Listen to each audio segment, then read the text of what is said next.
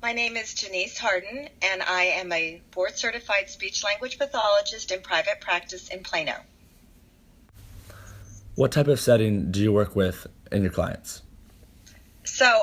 I have been a speech pathologist for 30 years, and over those 30 years' time, I have worked in the public school setting, and then I've also worked in the private setting, and I did internships in the clinical setting, so in like medical facilities. And within those settings, what did you find the most common theme or the characteristic dealing with speech impairments with your clients? Okay, so pretty much in clinical settings, you're going to see, like in a hospital setting, you'll see most head injuries or stroke patients. That's what you're going to see more prevalence now. Alzheimer's, dementia, just because we're living longer. Public school settings, you're going to see more of expressive and receptive language delays. In particular, the prevalence of autism is extremely high. 30 years ago, it was 1 in 100,000. Now it's like 1 in 65. So that has been what I think you're going to see most in a public school setting. And privately, you're going to get a mixture of everything because people are coming for different reasons. Great. And so within your practice, your private practice, what are some treatment plans that you see valuable and that you see could help the solution of a speech impairment? People typically think speech impediment or speech impairment is something like working on your R's or working on your S's, and that happens, but 90% of the people who come through a clinical setting or a private setting are coming for language issues. So I think it's really important now. Years ago, we just basically had drills, and we would have pieces of paper, and we would do therapy where you say this, I say this, you do that, I do that. But now it's more personable, it's more social, so you really get to involve the parents. It's more of a collaborative effort, especially in schools.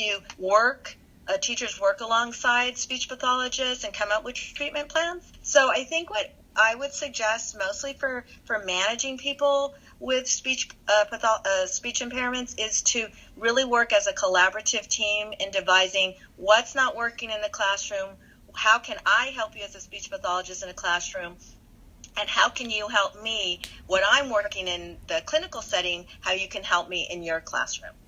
And within those settings and those examples, what techniques and tools did you find most useful? I definitely think it's going to be play, a lot of play, and people aren't really comfortable playing even like they're 10 or 11, but I'm strongly encouraging play, and by that I mean toys that your parents had years ago, cars, construction sites, dinosaurs, all these things that can create and encourage imaginative play, because through imaginative play we can actually really increase our role playing and our language and our vocabulary and our understanding. Terrific. Great. Thank you so much.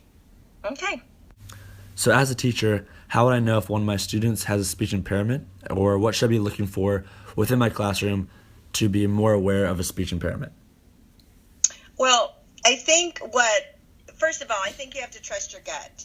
And if you're not, familiar with kids or whatever, you can always ask somebody, hey, could you tell me what you think? But a lot of times it's obvious if it's a speech impairment. So if it's an R problem or an intelligibility problem, like you really can't understand what the child is saying, then I think that's just obvious.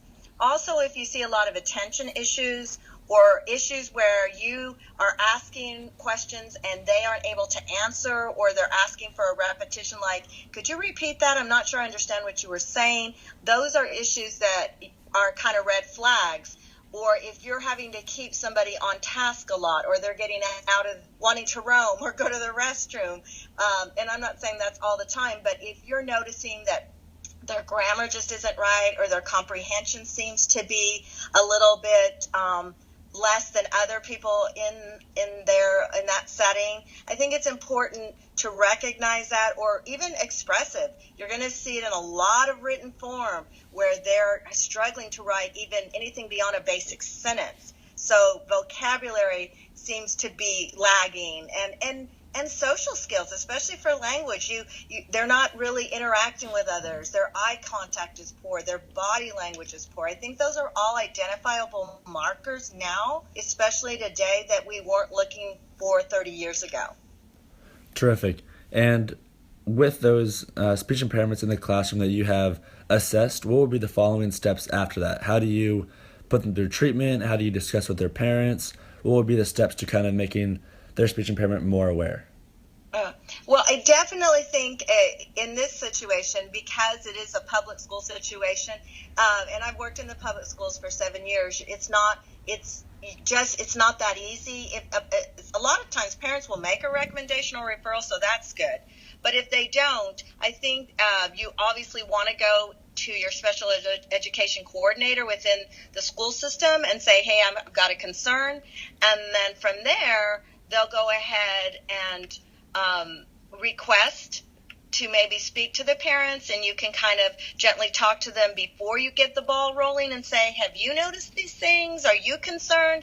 Do I need to be concerned? And a lot of times parents, if they're wanting help, will tell you, yeah, I have. I'm so glad you brought this up. And then that gets the ball rolling for special education to get involved and kind of get an assessment going, which is, I think, the more important thing is to involve parents, talk to the parents, and see if they're receptive to what exactly you're expressing. They may be feeling it, but they're afraid to admit it. And so sometimes it just takes a really good teacher to be really supportive and say, I just want to talk to you about something, and get your ideas on things and see what they tell you.